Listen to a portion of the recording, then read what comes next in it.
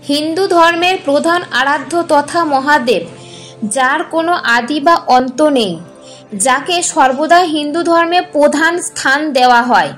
হিন্দু ধর্মগ্রন্থগুলিতে তাকে সর্বোত্তম গুরু হিসাবে বর্ণনা করা হয়, যিনি সমগ্র সৃষ্টির প্রভু, যাকে বলা হয় সৃষ্টির বিনাশকারী এবং সৃষ্টির ধ্বংসকারী।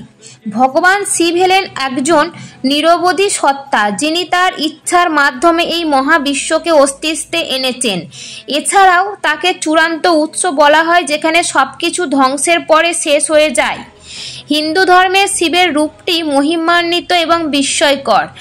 তিনি তার ভক্তদের কল্যাণে সর্বদা আগ্রহী একজন অত্যন্ত পরোপকারী হিসাবে বর্ণনা পান। ভগবান শিবের অলৌকিক কাহিনী অগণিত। আজকে আমরা এইরকমই এক অলৌকিক সত্য ঘটনা সম্পর্কে জানব। দক্ষিণ পাড়ার ঠাকুরনগর এলাকায় মাটির নিচ থেকে স্বয়ং শিবলিঙ্গ বেরিয়ে এলেন।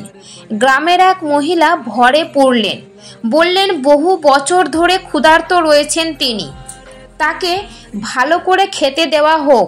এবং ভগবান শিব তার মন্দির তৈরির আদেশও দিলেন। বহু বছর আগে ওই জায়গায় একটি মন্দির ছিল, কিন্তু পূজা অর্চনা সেই রকমভাবে হতো না। তাই নিজের পুজো পেতে মাটি ফুঁড়ে বেরিয়ে আসলেন স্বয়ং মহাদেব।